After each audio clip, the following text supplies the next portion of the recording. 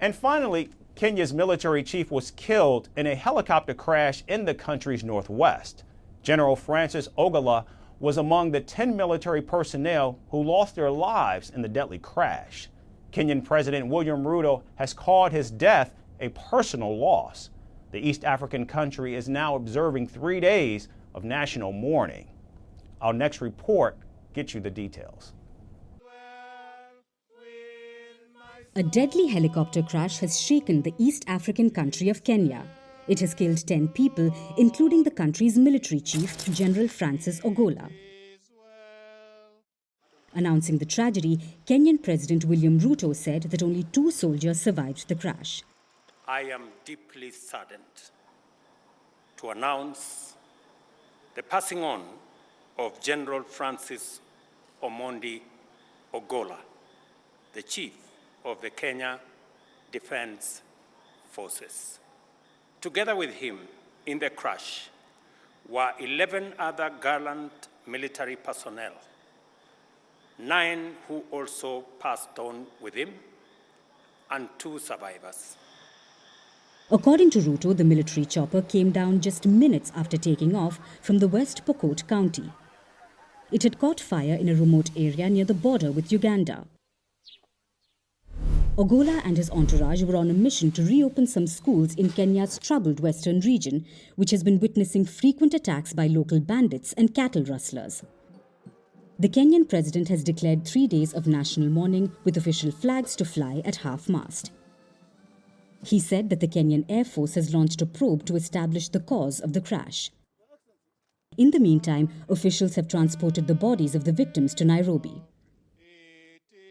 President Ruto called General Ogolla's demise his personal loss.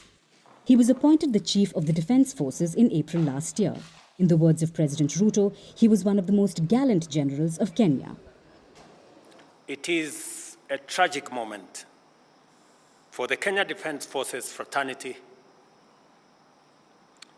and it is a most unfortunate day for the nation at large. Our motherland has lost one of her most valiant generals.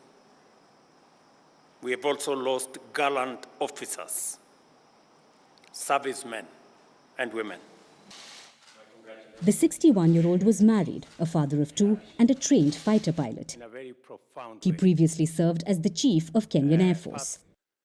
He was due to mark his 40 years of military service next week. Ogolla also served as the top military advisor to the president, but political controversy surrounded him even before his appointment. 2 years ago, Kenya's Electoral Commission chairperson leveled some serious allegations against him. He had allegedly tried to overturn Ruto's win in the 2022 general elections. However, Ruto later explained that he appointed Ogolla despite the election controversy, as he was the most qualified for the job. Kenyan media says this is the 5th chopper accident in 12 months. The reports come amid claims that the country's aircraft are old and poorly maintained.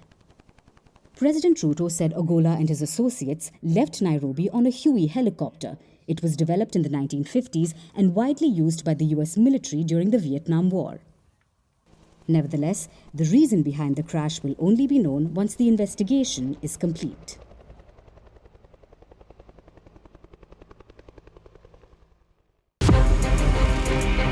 From impeachments to inaugurations, if it's a political story, we are on the scene. The race for the White House is heating up. We're beating Biden. How dare he say that? If it's breaking news, we're live with the latest coverage. From the White House, the State Department, and Capitol Hill, we know the issues, but above all, we know the players to bring you the latest in-depth analysis on all the key stories that we're covering. I'm Eric Ham. Join me from Washington here on Firstpost America.